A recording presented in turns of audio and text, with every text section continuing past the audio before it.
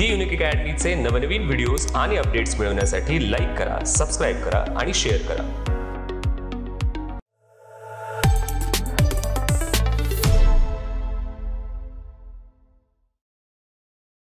Hello everyone, this is Vijay Suryavanshi. Recently, Rajya Seva final result was declared, through which I got selected as a deputy collector. In 2018, I got selected as an assistant commandant through UPSC CAPF exam. On this platform, I'm going to share with you my journey through this whole process, as well as some strategy for the young aspirants. First of all, I'd like to briefly introduce myself, my educational qualification. I have completed my 12th standard education in the Kolhapur itself in the science branch, and I have completed my graduation in BE Mechanical in MIT Pune in 2014.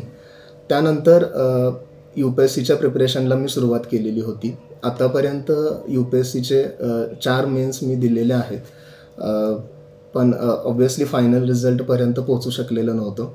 त्याचबरोबर MPSCच्या सुद्धा मी 3 मुख्य परीक्षा याच्या आधी दिलेल्या आहेत, आणि यावेळी प्रथमच मी इंटरव्ह्यूला होतो MPSCच्या, आणि फायनल रिझल्ट थ्रू माझी उपजिल्हाधिकारीपदी निवड झालेली आहे. सुरुवातीला मुद्दा असा उपस्थित होतो की इंजिनिअरिंग करून या फील्डकडे का, तर हे थोडक्यात सांगायचं असेल तर प्रत्येकाचं ओपिनियन वेगवेगळं काहीतरी असतं. माझं असं होतं की if my academic background is strong, if I have the capacity, if I have the opportunity, if I have the potential, then why not to choose the field where I get the opportunity to serve the society. एक असा अधिकार संपन्न पद की ज्यामध्ये आपण usually आपल्या job ॲस्पिरेशन्सच्या काही फॅक्टर्स आपण जसे पकडतो, जसे व्यवस्थित सॅलरी आहे, वेल सेटल्ड जॉब आहे, त्याचबरोबर एक दुसरी संधी इथे उपलब्ध होते की जी समाजासाठी आपण काहीतरी करू शकतो. आपल्या डिसिजनचा जो इम्पॅक्ट असतो तो सोसायटीवरती एक ह्यूज असतो, आणि त्यामधून एक जे सॅटिस्फॅक्शन मिळणार असतं ते एक वेगळ्या पद्धतीचं असतं. असा एक व्ह्यू होता. प्रत्येकाचा काहीतरी वेगळा पॉईंट असतो, एक वेगळा मुद्दा असतो ह्या फील्डकडे ओळखण्याचा. तर मला आता त्यानंतर थोडक्यात जर माझ्या स्ट्रॅटेजीबद्दल जर सांगायचं झालं की या फील्डमध्ये किंवा MPSCच्या फायनल रिझल्टपर्यंत पोहोचण्यामध्ये की काय प्रयत्न केलेले होते, एक्झॅक्टली कुठे मिस्टेक्स झालेल्या होत्या. तर सुरुवातीला थोडक्यात सांगायचं तर माझं UPSCचं बॅकग्राऊंड जास्ती आहे माझ्या MPSCच्या सिलेक्शनमध्ये सुद्धा. जसं मी तुम्हाला सुरुवातीला सांगितलं, I have already given the 4 mains of the UPSC. त्यामुळे ॲनालिटिकल पार्ट जो आहे, कन्सेप्च्युअल क्लॅरिटी जी आहे ती ऑलरेडी बऱ्यापैकी सर्व सब्जेक्टची तशी स्ट्रॉंग होती, एक्सेप्ट फ्यू टॉपिक्स. काही टॉपिक्स असे आहेत MPSCमध्ये जे तुम्हाला UPSCमध्ये विचारले जात नसतात, आणि ते टॉपिक्स वगळता बाकीच्या सब्जेक्ट्समध्ये बऱ्यापैकी कन्सेप्च्युअल क्लॅरिटी माझी ऑलरेडी प्रिपेअर झालेली. थोडक्यात एक फाउंडेशन आपलं स्ट्रॉंग होतं. मग या एक्झामसाठी काही वेगळ्या गोष्टी ज्या करायच्या होत्या त्या कमी कालावधीमध्ये केलेल्या होत्या. त्यामध्ये काही माझ्या मित्रांचा सुद्धा गायडन्स फार महत्त्वाचा आहे, जे अगोदरपासून MPSC फोकस त्यांचा होता. सुरुवातीला मी असं सांगेन की माझा असं होतं की सिलेबस आणि प्रिव्हियस इयर क्वेश्चन पेपर्स जे आहेत, हे this 2 are the most important pillar of your preparation. Obviously books असतात किंवा आपलं सोर्स ऑफ मटेरियल जे असतं तो सुद्धा एक खूप महत्त्वाचा पार्ट आहे, बट ऑब्व्हियसली ते सर्वजणच करणार असतात. युजली काय होतं की सिलेबस आणि प्रिव्हियस इयर क्वेश्चन पेपर्स आहेत हे काही दिवस आपण बघतो, काही दिवस पाहतो, मात्र ते फ्रिक्वेंटली रिवाईज करणे याकडे कुठेतरी दुर्लक्ष होत असतं, इग्नोर होत असतं. या मिस्टेक्स सेम मी माझ्या UPSCच्या प्रिपरेशनमध्ये सुद्धा केलेल्या आहेत. बट असं सांगावं असं वाटतं की जेव्हा तुम्ही याकडे सिरियसली लक्ष देता तेव्हा तुम्हाला एक्झॅक्टली हे कळतं की what exactly MPSC is expecting from you. म्हणजे तुम्हाला एक्झॅक्टली आयोग काय एक्सपेक्ट करतं की बाबा कॅन्डिडेटकडून कोणत्या पद्धतीचा अभ्यास अपेक्षित आहे, हे तुम्हाला यातूनच कळणार आहे. सिलेबसमधून आहे, प्रिव्हियस इयर क्वेश्चन पेपर्समधून आहे. या 2 गोष्टींच्या वरती मी जास्त फोकस दिलेला होता. दुसरा एक महत्त्वाचा फॅक्टर मला वाटतो, की माझ्याकडे टाईम कमी होता युजुअली या ओव्हरऑल गोष्टीमध्ये. त्यामुळे माझा फोकस असा असायचा, की लेस मटेरियल बट मोर रिव्हिजन याकडे मी जास्ती भर दिलेला होता.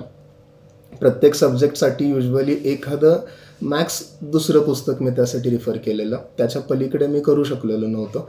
बट काही सब्जेक्ट्स असे आहेत की तुम्हाला 2 सोर्सेसच्या पलीकडे सुद्धा जावं लागेल. फॉर एक्झाम्पल हिस्ट्री हा जो सब्जेक्ट आहे यामध्ये 1-2 सोर्सेस हे सफिशियंट नाही आहेत. बट काही सब्जेक्ट्सला किंवा जास्ती करून जो पोर्शन आहे त्यामध्ये तुम्हाला कमी सोर्सेसमध्ये जास्ती रिव्हिजन जर असेल तर ऑब्व्हियसली जास्त मार्क्स मिळण्याचे चान्सेस असतात.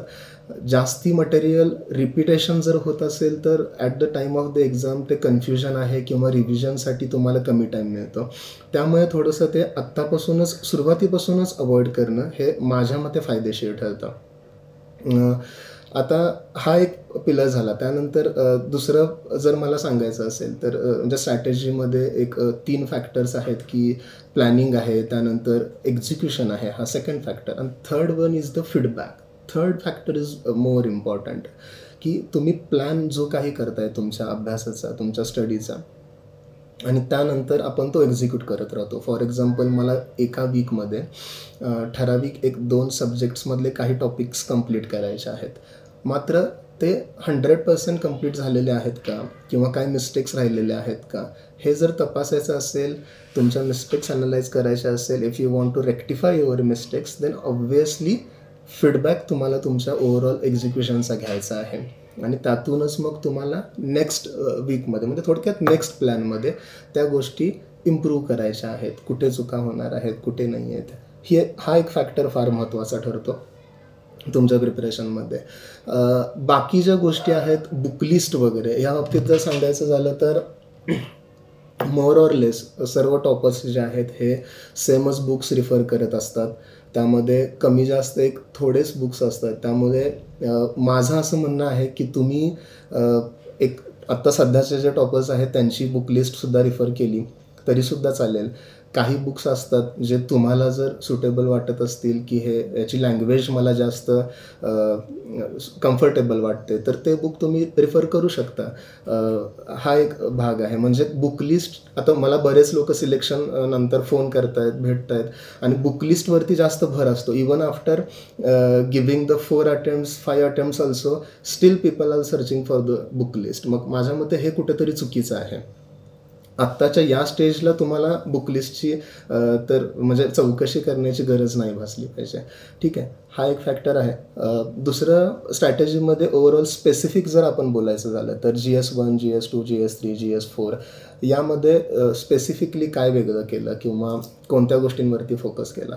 माझं असं मत आहे की राज्यसेवेची एक ब्युटी आहे की एक तो ऑब्जेक्टिव्ह एक्झामचं नेचर आहे. त्यामुळे तसं जर तुम्हाला ऑब्जेक्टिव्हवरती जर कमांड असेल, होल्ड असेल तर ही परीक्षा तुम्हाला तशी फार सोपी जाते. UPSC ही ॲनालिटिकल आहे, कन्सेप्च्युअल आहे, सब्जेक्टिव्ह मेन्स असल्यामुळे बऱ्याच वेळा काय होतं की तुम्ही प्रेडिक्ट नाही आहे करू शकत की तुम्ही जरी आन्सर चांगले लिहिला असशिला तरी तुम्हाला मार्क्स येतीलच. म्हणजे अनप्रेडिक्टेबिलिटी थोडी UPSCला जास्त आहे, MPSCला ती कमी आहे. MPSCला जर तुमचा स्ट्रॉंग कंटेंट प्रिपेअर असेल तर तुम्हाला नक्कीच रिझल्ट्स येतील. तर त्यामुळे ही एक एक्झामची ब्युटी आहे ओव्हरऑल. आणि त्यामध्ये आता GS वाईज जर मला बोलायचं झालं तर समजा फॉर एक्झाम्पल GS1 आहे. GS1मध्ये मी सॉर्टिफिकेशन असं केलेलं होतं की हिस्ट्री आहे, जॉग्राफी आहे, ॲग्रिकल्चरचा पार्ट आहे. आणि ॲग्रिकल्चरचा पार्ट हा थोडा याच्या आधी मी कधीच रिफर केलेला नव्हता आणि आता तसा टाईम कमी असल्यामुळे त्याकडे जास्त फोकससुद्धा मी केला नाही. इन्स्टेड ऑफ दॅट मी काय केलं की हिस्ट्री, जॉग्राफी मी याच्या आधीसुद्धा वाचलेलं आहे. फक्त MPSC आयोग ज्या पद्धतीनं विचारते प्रश्न की त्यांचा पर्सनॅलिटी बेस्ड क्वेश्चन्स हिस्ट्रीमध्ये जास्त असतात, तर मग मी थोडं त्यासाठी प्रिपेअर जास्त केलं. महाराष्ट्राचा इतिहास मी UPSCला करत असताना इतका केलेला नव्हता जसा तुम्हाला राज्यसेवेला करावा लागेल इन डिटेलमध्ये. समाजसुधारक असतील तर तो थोडासा पार्ट मी केला. जॉग्राफीमध्ये सुद्धा फॅक्ट्सवरती जास्त फोकस केला. UPSC मेन्समध्ये आपल्याला कन्सेप्च्युअल क्लॅरिटी आहे, डिस्क्रिप्टिव्ह रायटिंग असल्यामुळे एक वेगळ्या पद्धतीचा ॲनालिसिस आहे. इथं फॅक्च्युअल गोष्टीवरती फोकस केला. हे GS1मध्ये झालं. GS2मध्ये सुद्धा पॉलिटीचा जो पार्ट आहे, आता युजली कसं होतं की त्यामध्ये प्रत्येक चॅप्टर्स इम्पॉर्टंट आहेत. त्यानंतर तुम्ही for example standard M Laxmikanth book जर तुम्ही यूज करत असाल तर तुम्हाला असं जाणवेल की त्यामधली प्रत्येक लाईन आणि लाईन इम्पॉर्टंट आहे.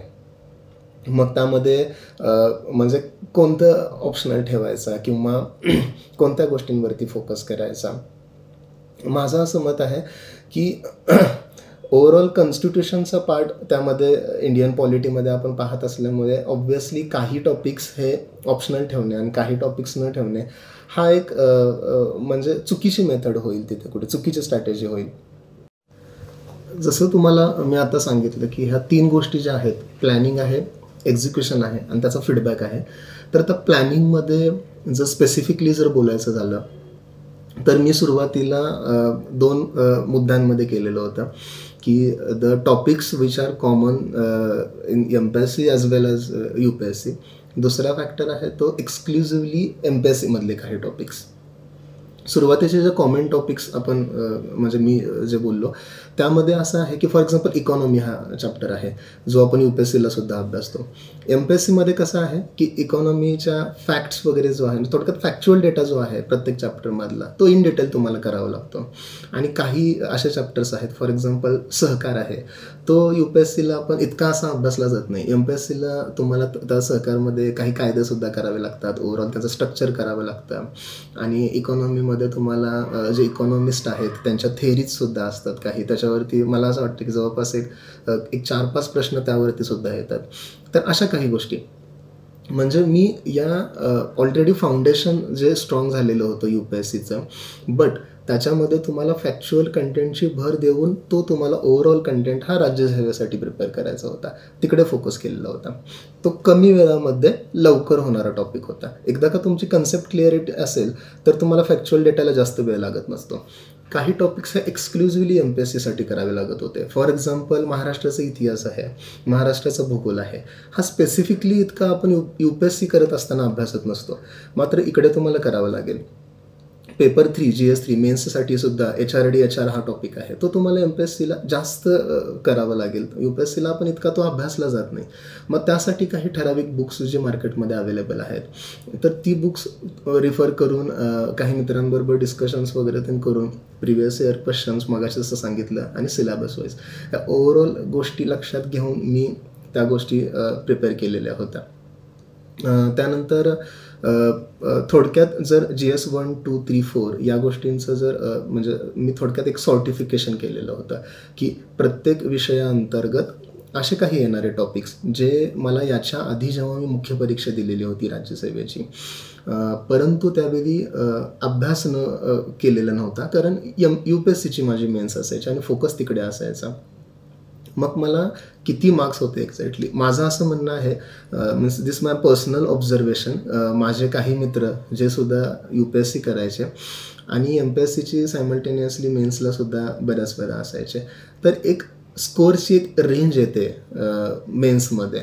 मला असं वाटतं की प्रत्येक सब्जेक्टमध्ये एक 60 to 70 ही जी रेंज आहे यामध्ये तुम्ही UPSCच्या अभ्यासाच्या धर्तीवरती मार्क्स आणू शकता. मात्र हे जे मार्क्स असतात these marks are not sufficient for clearing the cut off. Cut off clear करण्यासाठी तुम्हाला हे मार्क्स पुरेसे नसतात. तुम्हाला प्रत्येक सब्जेक्टमध्ये एक 20 ते 25 मार्कांची ॲडिशनल करावे लागतात, तरच तुम्ही कट ऑफ क्लिअर करू शकता ओव्हरऑल. किंवा तुम्हाला ग्रुप ए सर्व्हिसेससाठी जर ट्राय करायचं असेल तर तेवढ्या गोष्टींची ॲडिशन प्रत्येक सब्जेक्टमध्ये व्हायला लागत असते. पण एक लक्षात घ्या की ह्या प्रत्येक GSमध्ये 20 ते 25 मार्क्स इम्प्रूव्ह करणे, वाढवणे हे सुद्धा तितकं सोपं नसतं. त्यासाठी तुम्हाला कष्ट भरपूर करावे लागणार आहेत. आणि पण ते जर केलं तर नक्की होतं, कारण ऑलरेडी UPSCच्या प्रिपरेशनमध्ये एक प्रकारचं फाउंडेशन जर स्ट्रॉंग झालेलं असेल, कन्सेप्च्युअल क्लॅरिटी मगाशी मी जसं सांगितलं, तर फॅक्च्युअल डेटा करायला वेळ लागत नसतो. आणि त्या पद्धतीनंच मग मी करत राहिलो. 4G असं सर्टिफिकेशन केलं, त्यामध्ये जे एक्सक्लुझिव्हली टॉपिक्स होते ते कमी वेळामध्ये प्रिपेअर करून घेतले, त्याची चांगल्या पद्धतीने रिव्हिजन केली कारण ते टॉपिक्स मी याच्या आधी कधी अभ्यासलेले नव्हते.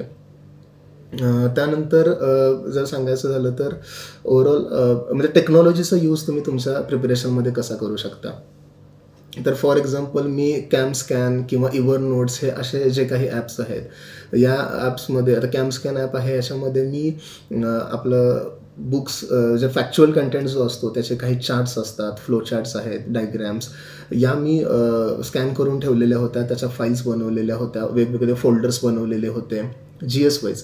त्यामुळे एक्झामच्या आधी रिवाईज करायच्या वेळी मला त्या गोष्टींमध्ये जास्त वेळ गेला नाही. फार कमी वेळामध्ये त्या गोष्टी मी चांगल्या पद्धतीनं प्रिपेअर करू शकलो. इवर नोट्समध्ये काही महत्त्वाच्या गोष्टी, फॉर एक्झाम्पल जसे समाजसुधारक आहेत, तर त्या समाजसुधारक म्हणजे पर्सनॅलिटी बेस्ड क्वेश्चन्स हिस्ट्रीला जे विचारले जातात, तर त्यांनी लिहिलेले आतापर्यंतचे काही पुस्तकं आहेत, त्यानंतर केलेल्या संस्था स्थापन केलेल्या असतात, तर त्यांचे डिटेल्स काही आहेत, त्या तिथे मी लिहून ठेवलेल्या वगैरे त्यांना होत्या, की जेणेकरून परीक्षेच्या आधी त्या मला प्रिपेअर करता येत होत्या व्यवस्थित पद्धतीनं. हा एक त्याच्यामध्ये फॅक्टर झाला. दुसरा एक मुद्दा राहतो तो तुमचा टेस्ट सिरीजचा, की मेन्सला किंवा प्रिलिम्सला मुलं विचारत असतात की टेस्ट सिरीज जॉईन केलेली का किंवा करावी का. तर असं आहे की हा एक थोडासा पर्सनल फॅक्टर आहे की तुमचा अभ्यास कितपत आहे याच्यावरती ते ओव्हरऑल डिपेंड राहतं. त्यामुळे मला असं वाटतं की हा इंडिव्हिज्युअल डिसिजन तुम्ही स्वतःहून घ्यावा. तुमची स्ट्रेंथ, तुमची विकनेसेस हे ॲनालाइज करा आणि त्या पद्धतीनं योग्य तो डिसिजन घ्या. माझं असं म्हणणं आहे की ऑब्जेक्टिव्ह टाईप ऑफ एक्झाम असल्यामुळे जितकं जास्त तुमचं प्रॅक्टिस असेल क्वेश्चन पेपर सॉल्विंगचं, तितकंच तुम्हाला फायदेशीर ठरणार आहे. मग obviously if you are joining some test series then it's well and good. But तुमच्याकडे टाईम कमी असेल आणि टेस्ट सिरीजमध्ये वगैरे जर जास्त वेळ जात असेल तर थोडंसं मग तुम्ही घरच्या घरी बसून म्हणजे झेरॉक्स घेऊन ते प्रॅक्टिस करू शकता. आणि आयोगाचे जे आत्तापर्यंतचे पेपर्स आहेत, प्रिव्हियस इयर क्वेश्चन्स आहेत किंवा STI PSI या एक्झाम्सला सुद्धा जे विचारलेले क्वेश्चन्स आहेत त्याचं चांगल्या पद्धतीनं ॲनालिसिस करून तुम्ही स्कोअरसुद्धा बूस्ट करू शकता. हा एक मुद्दा होतो. दुसरा असा आहे की ॲस्पिरंटसाठी म्हणजे ओव्हरऑल हे एक स्ट्रॅटेजी सांगितलं. माझा एक दुसरा सांगण्याचा उद्देश असा होता की ही एक एक्सक्लुझिव्हली किंवा अशी स्ट्रॅटेजी नाही आहे की जी सर्वांनाच लागू पडते. मी मगाशी जसं सांगितलं की ही एक्झाम आहे, ही पर्सन स्पेसिफिक आहे. तुम्ही स्वतःहून त्यामध्ये इन्व्हॉल्व व्हा आणि तुमची एक ओन स्ट्रॅटेजीसुद्धा बनवा जी तुमच्या स्ट्रेंथ आणि विकनेसेसवरती बेस्ड असते. यंग ॲस्पिरंटसाठी हा एक मला म्हणजे सजेशन द्यायचं आहे. त्यानंतर दुसरा मुद्दा एक राहतो की आता बरेच गेले 2-3 वर्षाचा ट्रेंड पाहता किंवा म्हणजे जे ॲस्पिरंट्स आहेत सध्या, जे पासआउट्स होत आहेत, ते कंटिन्युअसली ह्या गोष्टींवरती म्हणजे प्रश्न विचारत राहतात की इकडे होण्याचा कल वाढलेला आहे की काय करायचं. बरेच लोकांचं असं येतं की जॉब प्रायव्हेट सेक्टरमध्ये मिळत नाही आहे म्हणून इकडे येतो वगैरे.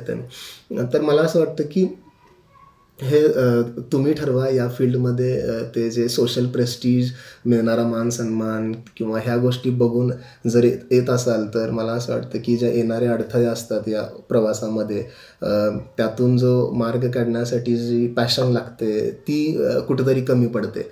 It's my personal opinion. त्यामुळे इकडे एक पॅशन असेल, खरंच इकडे अपयश पचवण्याची ताकद असेल तर या. एक कन्फ्युज्ड स्टेट ऑफ माइंडमध्ये जर आला तर मला असं वाटतं की यश मिळायला थोडासा वेळ जाईल आणि तो ओव्हरऑल त्रास हा तुम्हालाच असतो. हा एक आहे. दुसरा मुद्दा राहतो की एक प्लॅन बीचा, जे म्हणजे बरेच लोक विचारतात सध्या की आम्ही UPSC करतो, मग राज्यसेवा आणि UPSC हे सायमल्टेनियसली करणं पॉसिबल होत नाही आहे. काही मुलं हे एक्सक्लुझिव्हली राज्यसेवा करतात, बट स्टील रिझल्ट्स येत नसल्यामुळे त्यांना असं वाटत असतं की आम्ही कंबाईनकडे फोकस करायचं का STI PSIसाठी. तर माझं असं म्हणणं आहे की प्लॅन बी हा जरूर असावा, बट तुमचा प्लॅन ए असेल त्याच्याकडे मेन फोकस तुमचा असावा. म्हणजे प्लॅन ए जेव्हा तुम्ही एक्झिक्यूट करत असाल तेव्हा प्लॅन बीची अधेमध्ये थोडक्यात काय, प्लॅन बी आपला कसा असतो की त्याच प्रोसेसचा एक सब पार्ट कुठेतरी असतो. म्हणजे अशा एक्झाम्स आपण देत राहतो की ज्याचा सिलेबस बऱ्यापैकी कॉमन राहतो आपल्या मेन एक्झाम आपण जी देत चाललेलो आहे त्याच्याबरोबर. बट काय होतं, ही एक्झाम तुमच्या प्लॅन एच्या मध्ये कुठेतरी अध्यामध्ये येत असेल तर तुमचे एक थोडे दिवस त्यासाठी सुद्धा जातात. मग ना प्लॅन ए व्यवस्थित इम्प्लिमेंट होत राहतो, प्लॅन बी होत राहतो आणि ओव्हरऑल तुमच्या रिझल्ट्स बरोबर ते कॉम्प्रोमायझेशन होत राहतं. त्यामुळे माझं असं म्हणणं आहे की सुरुवातीचे एक तुमचे 2-3 वर्ष जे असतील ते एक्सक्लुझिव्हली प्लॅन एवरती तुम्ही फोकस करा. आणि still if you are not able to get the the required result, then you can shift towards the plan B. मग असा तो सुद्धा निवडताना निवडा की जर तुम्हाला असा मनामध्ये प्रश्न विचारला की लाईफ लाँग करिअर त्यामध्ये करण्याची तयारी आपली आहे का, आन्सर येस असेल तर त्या प्लॅनकडे जावा. फॉर एक्झाम्पल जसं माझं 2018ला असिस्टंट कमांडंट म्हणून सिलेक्शन झालेलं होतं सेंट्रल आर्म पोलीस फोर्समध्ये.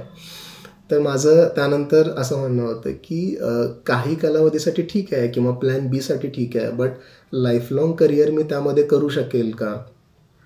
ओव्हरऑल सगळे फॅक्टर्स पकडले तर फॉर एक्झाम्पल तुमचं प्लेस ऑफ पोस्टिंग आहे, त्यानंतर दुसरं फॅमिली लाईफ आहे, ओव्हरऑल जॉब नेचर कसा आहे, तर हे सर्व फॅक्टर्स बघितले तर माझा आन्सर नो होता.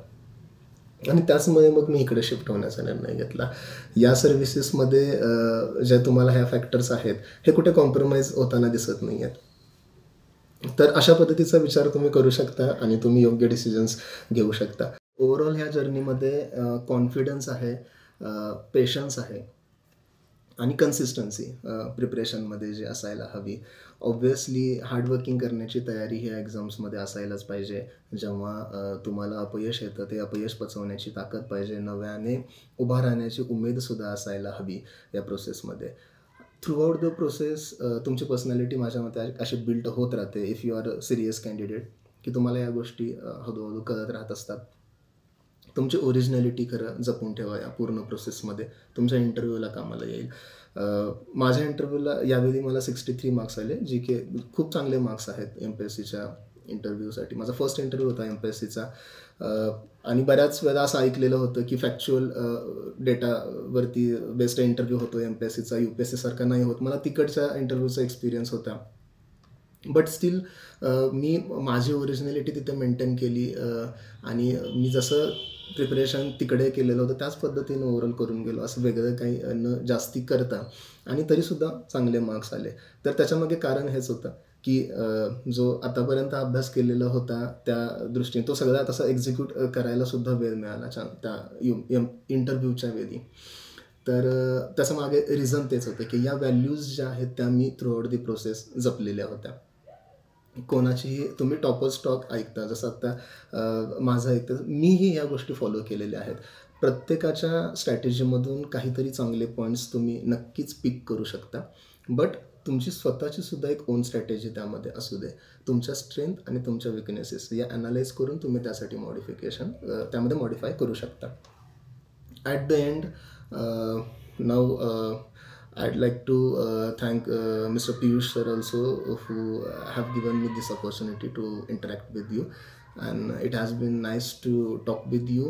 So I think I should stop here, and at the end I'd like to thank the Unique Academy and Honorable Manohar Gohe sir for giving this me opportunity to interact with you.